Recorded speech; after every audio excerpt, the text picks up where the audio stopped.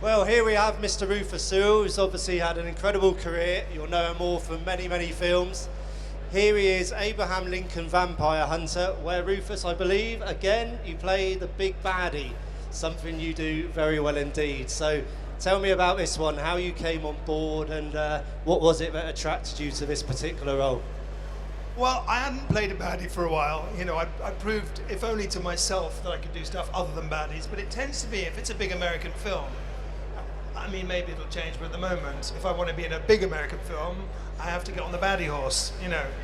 And this was a producer I knew, Jim Lemley, who'd produced a film called Tristan and Isolde, that I was actually playing a good guy in. You were? And I bumped into on the plane, Virgin Airlines, and he said, "Oh, we might have something for you." So I met Timur, the director, on Skype, which was a new one for me, because he froze after about 3 seconds in a really ugly position. I didn't know him well enough to tell him. So for about 20 minutes, he was just frozen like that. And then they changed their mind about this character, Adam, and decided that they wanted to go with a very old man playing the part. And then they suddenly changed their mind again at the very last moment. So I got dragged in like 2 weeks before, just in time to get a visa. I went to New Orleans and had a great, very confusing time filming this thing. So for everyone out there who doesn't know, and I'm sure you do, but Abraham Lincoln Vampire Hunter is basically the American Civil War reimagined as a fight against vampires. Or reimagined or revealed as a fight against vampires. I think that's the premise, is that just one little known fact about Abraham Lincoln was that his job as President of the United States was a smokescreen for his real raison d'etre, which was hunting in some vampires. And presumably he hunts these bloodsuckers with his trusty axe, which we all know from history, is that correct? Of course, everyone knows that. And Ben Walker, you know, was more fortunate than I was. He was cast several months beforehand, so he had about 6-7 months doing martial arts and axe training. So if anyone's seen the trailer or any of the Red Band trailer, which is coming out in a month or so, all of the stuff he does with an axe is him, and it's really extraordinary. Whereas anything extraordinary you see my character doing is actually a stunt man, and I'm having a cup of tea somewhere. So obviously it sounds like they went to and fro a little bit, and then you came in quite late. When that happens, how do you prepare for a role like this? Are you an actor who normally likes to immerse yourself and all that, or can you just get up there and do it at the drop of a hat? No, I won't say I can do it at the drop of a hat, but how do you research to play a 3,000-year-old vampire? I mean, you study all of world history. I mean, I don't know. I mean, my character was there at the building of the pyramids, and other than kind of know that and decide how the character's going to talk, you know, what are you going to have, an Arabic accent? What kind of sense is that going to make?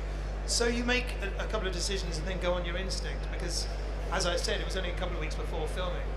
But, you know, it depends on what the role is. I do whatever work I think is necessary. Okay, obviously the brains behind this film, it's an amazing lineup. You've got Tim Burton there and producing, you've got Timur Bekmambetov, I hope I pronounced that correctly. Close enough. Close enough. Who of course did Wanted, Night Watch, Day Watch, those last two being great vampire films themselves. I mean, how was it to work with Timur? Because obviously he's got a very distinctive style, he's a great visionary director, lots of fast stuff, he likes his slow motion. When you're there on set with him, does he tend to choreograph everything to the nth degree, or how much kind of leeway have you got to roam where you want to go and do what you want to do? Well, I think there's a certain amount of leeway. I mean, it's not that everything's choreographed, or if it is choreographed, he changes it at the last moment anyway. So, you know, you have got to be on your toes, because he tends to have moments of what you call inspiration at the last moment, which you have to protect yourself from. I mean, at least know how to still do what you have to do to play your character, and then also do this crazy thing he's asked you to do. And because he's got such a sense of humour and such a good heart, you know, once I got used to how changeable everything was, I loved it. I love working with him. And he actually comes from a background of theatre design, which is very unusual. He's incredibly visual. Once he realised, you know, that his ideas were visual, and we had to find something that worked so I could make sense of it and still give him what he wanted. I love working with him. He's crazy. Now, we've just seen some footage upstairs, which I'm sure some of you may have been up and seen as well. And we got a little hint of a scene that's caused a bit of a buzz in Hollywood, and a lot of people are talking about it, which is a train sequence, because it looks absolutely astonishing. And of course there was another great train sequence in Wanted. I mean, basically you've got a train barreling across a massive bridge, hundreds of feet up, the bridge in flames, ginormous drop. I mean, how does he go about creating something of that scale, that magnitude? Well, it's interesting for me because at the time, all the stuff that you see when you see the footage, it's mind-boggling. At the time, it didn't look like that.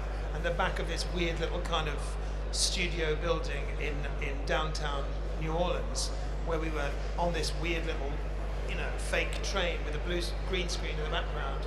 To see it now, it's incredibly involving. And unlike a lot of CGI, which is quite disconnected, that you get a sense that the actors aren't really feeling any jeopardy, or if they see an enormous explosion, you can tell that the actors aren't quite sure and haven't had it explained to them how big the explosion is. Like a zeppelin blows up and people are going and then it's all. But with this, it seems much more cohesive and much more kind of emotionally involving. So I was really surprised when I saw the footage because I had no idea that's what the kind of film I was in. I was going to ask actually about it being emotionally involving, because on one level it's obviously a ginormous set-piece laden action film for the summer, but on another level, being in the Civil War, there is obviously slavery, there's some very serious things going on. What is the balance like in the film? Do you know if everyone just kind of felt, no, we're making a summer blockbuster, or was there a certain amount of responsibility as well to kind of not just make it all too comic book, because that was very serious stuff? There's definitely, because of the subject matter, to be taken very seriously. And also the Americans are very serious. They're patriotic, very serious, about their founding fathers, so there was a certain amount of respect in there. And also the subject matter, I think people were quite respectful. But I mean, I haven't seen the actual, I've seen a lot of it, but I haven't seen the entire finished thing. But I think the tone of it is quite grave in its way, and there's a humour, but the humour's in the gravity of it. The joke is taken seriously, but it's still a joke. I mean, that's my take on it anyway. I'm going to ask just one more question for now, and then I want you guys to ask some questions. This is your big moment. But we mentioned it earlier. I said that you have played quite a few Hollywood baddies, and you said that when you want to be in a big Hollywood film, they tend to see you that way. But you've obviously also had a career where you've been in movies like Carrington, Martha, Meet Frank, Daniel and Lawrence. You've played Junkies, you've been on theatre, you're an award-winning theatre actor. I mean, how does it sit with you that Hollywood, when they're doing a big $200 million movie, they tend to want you to play the baddie? Is that something you're happy with, or would you like to go out there and play a fuller range and show what you can do? Well, it tends to be, I play a baddie in an American film, but no English films at all. So, I'd much rather be doing baddies in American films than no films.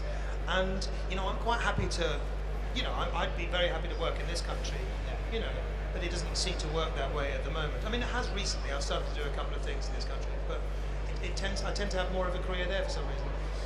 But I'm unfussy about working in television, theatre, anything. I can't, if I want to play a wide variety of wide variety of roles, I can't be fussy about the medium I work in. So I'm happy to do telly if it's well written and not like a long commitment. I'm happy to do theatre, radio, bar mitzvahs, whatever.